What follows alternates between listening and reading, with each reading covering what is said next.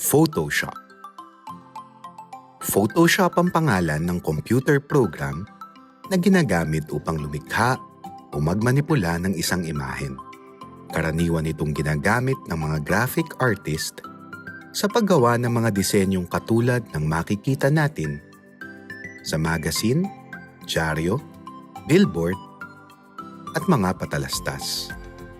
Kahit sinong may computer ay maaaring gumamit ng Photoshop. Patok ito sa mga kabataan dahil nagagamit ito sa paggawa ng mga proyekto sa paaralan at paglikha ng mga pwedeng i-post sa social media.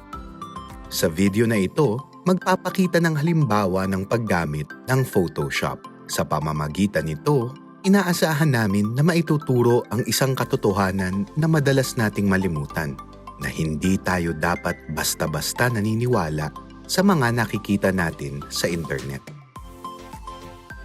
Ipapakita ng ating graphic artist kung gaano kadaling maglagay ng kahit na anong imahen sa larawan ng kalamidad gamit ang Photoshop.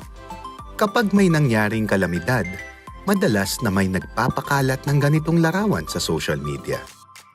Eksena mula sa lugar ng sakuna na may lumilitaw na imahe ni Jesus o kaya ng Birheng Maria. Ginagawa ito ng mga taong nagpapalawak ng kanilang impluwensya sa social media.